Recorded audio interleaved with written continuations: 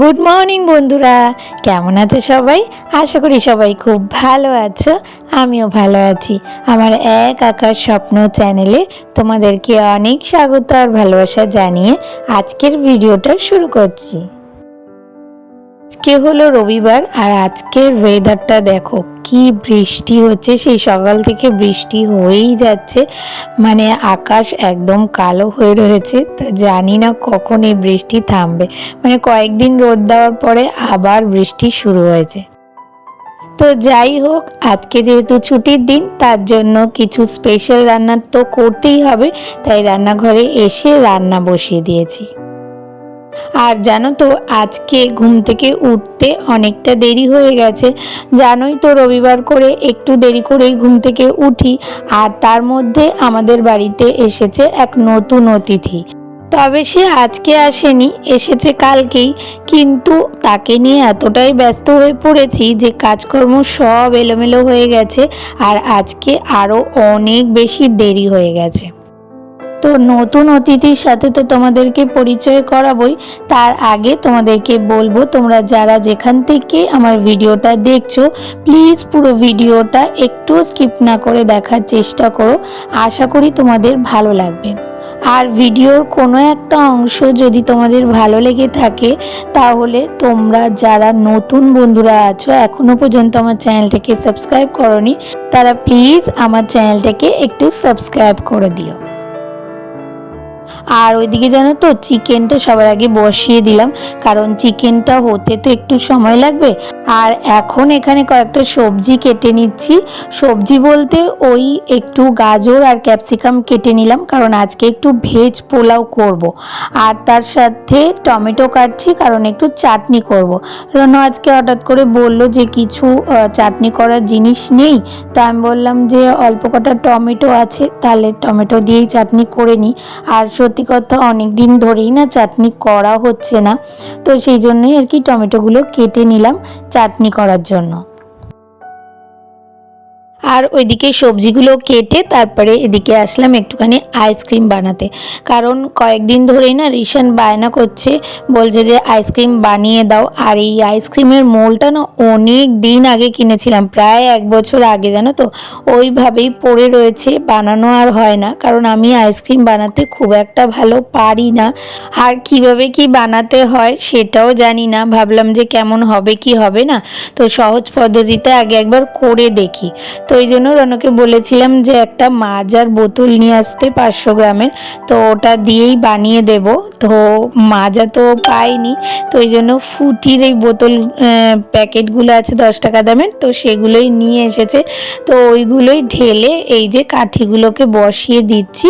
এবার এটাকে ডিপ ফ্রিজে রেখে দেব, দেখা যাক এটা জমে কিনা বা এই কাঠিগুলো আইসক্রিমের মতো করে বেরোয় কিনা। তো এই যে এগুলো রেডি করে দিলাম। আর রিশান তো এটা দেখে খুব খুশি হয়ে গেছে, ও একা একাই সব কিছু করবে বলছে। তো যাই হোক, ওই আর কি ডিপ ফ্রিজে রেখে দিল। আর তারপরে দেখা যাক বিকালবেলা বার করব, কেমন হয় সেটা তোমাদের সাথেও শেয়ার করব। আর তারপরে এদিকে পোলাওটা বসিয়ে দিচ্ছি, কড়াই গরম করে ওর মধ্যে ঘি আর তেল দিয়ে তারপরে গরম মশলা ফোড়ন দিয়ে দিচ্ছি। আর সবজি যেটুকু আছে সেটুকু প্রথমে ভাজা করে নেব। আসলে কি বলতো, অল্প একটুই সবজি ছিল, গাজর ক্যাপসিকাম অল্প পরিমাণেই ছিল, তো অল্পই দিলাম। কারণ কি বলতো, সবসময় ওই একঘেয়ে বাসন্তী পোলাও না খেতে ইচ্ছা করে না, তো ওই জন্য ভাবলাম আজকে একটু ভেজ পোলাও করি। তো এই কারণে যা সবজি ছিল তাই দিয়ে দিয়েছি।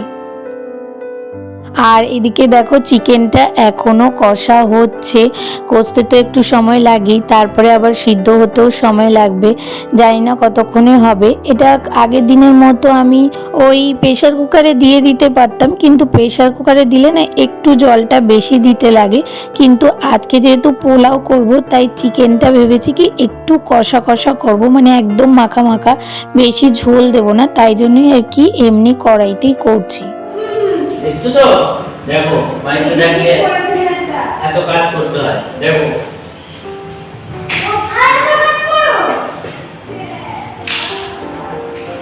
দেখো তোমরা দেখো, সবাই বাড়িতে থাকলে কত কাজ করতে হয়।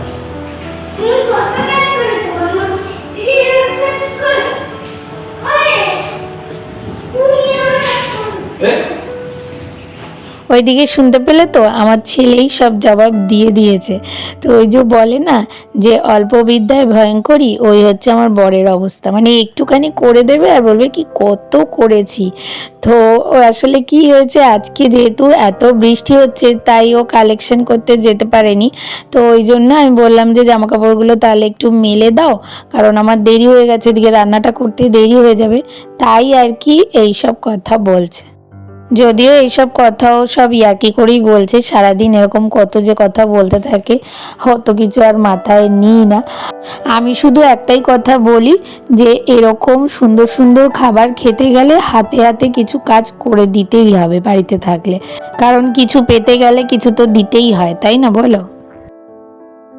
তো যাই হোক, এদিকে পোলাওটা বসিয়ে দিয়েছি, দেখতেই পারলে যে সবজিটা ভাজা হয়ে গেছে, তারপরে চালটা দিয়ে দিলাম আর চালটাকে ভালো করে ভেজে নেব। আর আমি না পোলাওয়ের চালটা শুকিয়ে নিইনি, কারণ এত তাড়াহুড়ো করে না আর শুকানোর সময় পাইনি, তাই আমি ভাজার সময় ভালো করে ভেজে নেব যাতে জলটা একদম শুকিয়ে যায় আর ঝরঝরাও হয়ে যায়। আর ওইদিকে শর্মিষ্ঠা ঘোষ দিদিভাই আমাকে কমেন্ট করেছে, আমার নাম নেওয়ার জন্য অনেক ধন্যবাদ, তোমার কাজ খুব পরিপাটি, এগিয়ে যাও, পাশে আছি, তোমার বাড়ি কোথায় বোন জানিও। তো থ্যাংক ইউ দিদিভাই, আমার কাজগুলো তোমার ভালো লাগার জন্য। চেষ্টা তো করি পরিপাটি করেই করার, জানি না কতটা করে উঠতে পারি, তবে আমার এরকমভাবে কাজ করতে ভালো লাগে, তো সেই জন্যই করি। আর তুমি জিজ্ঞাসা করেছো আমার বাড়ি কোথায়, তো আমার বাড়ি হলো দমদম এয়ারপোর্ট 1 নম্বরে। আর তোমার জন্য অনেক অনেক ভালোবাসা রইল, তুমি এইভাবেই আমার পাশে থেকো আর ভালোবাসা দিয়ে যেও। আর এছাড়াও অনেকে কমেন্ট করেছো আমার ভিডিও তোমাদের ভালো লেগেছে, তো আমার তরফ থেকে অনেক অনেক ভালোবাসা তোমাদের জন্য। এইভাবেই তোমরা পাশে থেকো, আমিও তোমাদের পাশে সবসময় থাকার চেষ্টা করব, কথা দিলাম। আর তোমাদের সাথে কথা বলতে বলতে এদিকে দেখো আমার চিকেন আর ভেজ পোলাও কিন্তু একদম রেডি হয়ে গেছে। এখন পোলাওটা দেখে একটু মাখা মাখা লাগছে, পরে কিন্তু ঝরঝরা হয়ে যাবে। আর তারপরে এদিকে বসালাম চাটনিটা, এতক্ষণ বসাতে পারিনি কারণ দুটো গ্যাসেই দুটো জিনিস বসানো ছিল, তো সেই জন্য লাস্টেই চাটনিটা করছি।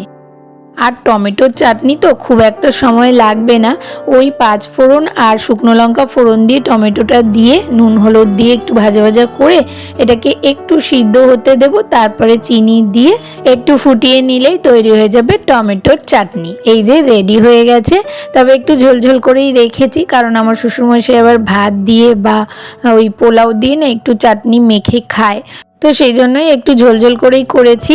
আর আমাদেরও একটু ঝোলঝোল খেতে ভালো লাগে। আর তারপরে কি বলতো, চাটনি রেখে দিলে না দেখবে একটু গাঢ় হয়েই যায়, তো সেই জন্যই আর কি একটু ঝোলঝোল রেখেছি। আর চাটনিটা নামিয়ে তাড়াতাড়ি করে রিশান আর ওর দাদুকে খেতে দিয়ে দিয়েছি, কারণ দেরি হয়ে যাচ্ছে, এখন প্রায় 2:30 মতো বাজে, তো ওরা খেয়ে নিক। আর আমাদের খেতে না একটু দেরি হবে কারণ আমাদের ঘরে একটু ইলেকট্রিকের কাজ হচ্ছে বারান্দাতে, তো সেই জন্য আর কি রনো ওখানে ব্যস্ত রয়েছে, ওদিকে দেখছে, তো ওটা হয়ে গেলে তারপরে আমরা খাবো। তো সেই জন্যই ভাবলাম রান্নাঘরটা ততক্ষণে পরিষ্কার করে নিই। তো বেসিনে না অনেকগুলো বাসন পড়েছিল জানো তো, তো সেইগুলোকে মেজে নিলাম আর তারপরে এই যে এখন গ্যাসটাকে পরিষ্কার করে নিচ্ছি। আর আজকে না গ্যাসের ঝাঁকিগুলো মানে স্ট্যান্ডগুলো, আমি তো ঝাঁকি বলি, আসলে এক এক সময় না মাথায় আসে না জানো তো ওগুলো কি বলবো। তো যাই হোক, তোমরা কি বলো আমি জানি না। তো ওগুলো দেখলাম আজকে খুব একটা নোংরা হয়নি, তাই হালকা মুছে নিলাম। আর এই যে দেখো এখানে কারেন্টের কাজ হচ্ছে, আসলে এই যে লাইনটা এখান থেকে লাইন নিয়ে গিয়ে না ওখানে একটা প্লাগ করা হচ্ছে, কি কারণে একটু বাদে তোমাদেরকে বলছি বা দেখাচ্ছি। তার আগে একটুখানি খেয়ে নিই, কারণ ওই কাজটা শেষ হতে হতে না অনেকটা দেরি হয়ে গেছে জানো তো, প্রায় 3:45 মতো বাজে এখন জানো তো। আর এখন আমরা খেতে বসছি, তো এই যে আমার আর রনর জন্য বেড়ে নিচ্ছি, তো খেয়ে নিই তারপরে তোমাদেরকে দেখাচ্ছি। আর তোমরা যদি আন্দাজ করতে পারো কি জিনিস তাহলে অবশ্যই আমাকে কমেন্ট করে জানাও। তো তো চলো আমাদের বাড়ির নতুন অতিথির সাথে তোমাদেরকে পরিচয় করে দিই। এই হলো আমাদের বাড়ির নতুন সদস্য। অতিথি বলবো না, কারণ এ এখন সবসময়ের জন্য আমাদের সাথে থেকে যাবে। তো দেখে তো বুঝতেই পারছো যে এটা একটা ওয়াশিং মেশিন, আর এটা আমাদেরকে আমার দিদিভাই আর জিজু গিফট করেছে। পুজোর গিফট হিসাবে কিনা জানি না, তবে তাদের ভালোবাসার অনেকটা পরিমাণ ভালোবাসার কিছুটা প্রকাশ বলতে পারো। তো এতটা আশা করিনি কখনো যে তারা আমাদের এত বড় একটা গিফট দেবে। তবে এটা পেয়ে আমরা অনেকটা বেশি আনন্দিত হয়েছি আর খুশি হয়েছি, কারণ এই জিনিসটা আমার খুব দরকার ছিল। হয়তো এই মুহূর্তে কিনতে পারতাম না, আরও একটা বছর সময় লাগবে এটা কিনতে, কারণ তোমাদেরকে আমি বলেছিলাম যে আমার কাচাকাচি করতে খুব কষ্ট হয়। সব থেকে অপছন্দের কাজ হলো আমার কাচা। তো সেই জিনিসটা যে এত তাড়াতাড়ি চলে আসবে গিফট হিসাবে, সেটা কখনো কল্পনাতেও করতে পারিনি। তো সত্যি খুব খুশি হয়েছি। আর শুধু আমি নয়, আমার পুরো ফ্যামিলি এটা নিয়ে এতটাই খুশি হয়েছে আর এতটাই আনন্দ পেয়েছে যে এটা নিয়েই আজকে সারা দিন আমরা ব্যস্ত ছিলাম, আর তার জন্য কাজকর্মে এত দেরি হয়ে গেছে। তো দিদিভাই জিজুকে অনেক অনেক অনেক থ্যাংক ইউ। আর তারপরে রননা একটুখানি বাতাবি লেবু মেখে দিয়েছিল, তো ওটাই বসে বসে খেলাম। আর তারপরে রিশান না আজকে ঘুমিয়ে পড়েছিল, আর ঘুম থেকে উঠে চোখটা খুলেই ওর মনে পড়েছে আইসক্রিমের কথা। তো সেই জন্যই এই যে এখন আইসক্রিমটা বার করা হয়েছে। তো প্রথমে জানো তো একটু টেনশন হচ্ছিল, আইসক্রিমটা ঘুরেই যাচ্ছিল কিন্তু খুলছিল না, ভাবছিলাম যে খুলবে কি খুলবে না। তারপরে রান্না একটুখানি ছুরি দিয়ে চাপ দেওয়াতেই দেখলাম যে বেরিয়ে আসলো। তো বেশ ভালোই লাগছে, ফুটি ফুটি টেস্ট। তো যাই হোক, তাও ভালো লাগছে। আর তারপরে এই যে একটুখানি তিনজনে মিলে রেডি হয়ে বেরিয়েছি। বেশি দূর যাব না, ওই গোড়াবাজারের দিকে যাব, কারণ নিজেদের জন্য তো টুকটাক কিছু কেনা হয়েছে আর কিছু অনলাইনে অর্ডার দিয়েছি। আর এবার আমাদের বাড়ির লোকদের জন্য তো কিছু কিনতে হবে, মানে আমার শ্বশুরবাড়ি, বাপের বাড়ি, সবার জন্য। তো সেই জন্যই আজকে বেরিয়েছি, আর ইচ্ছা আছে একেবারে সবারটা কিনে নিয়ে যাব। তো প্রথমে শাড়ির দোকানে গেছিলাম, রনর একটা বন্ধুর দোকান ওটা। তো ওখান থেকে আমার দিদির জন্য আর আমার জায়ের জন্য শাড়ি নিয়েছি। তো মায়েরটা নেব না, মাকে টাকা দিয়ে দেবো, কারণ মায়েরটা না আমার ঠিক পছন্দ হচ্ছিল না। তো মা পছন্দ করে কিনে নেবে। আর তারপরে এদিকে গোড়াবাজারে আসলাম, এখান থেকে সব ছেলেদের জন্য জামা কিনে নিয়ে যাব। আর তারপরে বাড়িতে চলে এসেছি, আর এসেই রান্নাঘরে তাড়াতাড়ি করে ঢুকে গেছি, কারণ অনেকটা দেরি হয়ে গেছে। তো ঝুড়িতে বেশ কিছু বাসন ছিল, ওগুলোকে আগে গুছিয়ে নিই, তারপরে খাবারটা গরম করে নেব। চিকেন তো আছেই, আর পোলাও অল্প পরিমাণে আছে, আর আসার সময় কয়েকটা রুটি নিয়ে এসেছি। তো এই দিয়ে আজকে আমাদের রাতে হয়ে যাবে। আর আজকে না যা যা কিনেছি সেগুলো তোমাদের কালকের ভিডিওতে দেখাবো। আর এই খাবার গরম করতে করতে ভিডিওটা আমি এখানেই শেষ করব। তাহলে আজকের ভিডিওটা তোমাদের কেমন লাগলো? ভালো লাগলে একটা লাইক, কমেন্ট, শেয়ার আর সাবস্ক্রাইব করে পাশে থেকো, আর নোটিফিকেশন বেলটাকে অবশ্যই অন করে অল করে দিও। তাহলে দেখা হচ্ছে নতুন একটা ভিডিওর সাথে। ততক্ষণের জন্য তোমরা সবাই খুব ভালো থেকো, সুস্থ থেকো, আর অনেক অনেক স্বপ্ন দেখতে থাকো।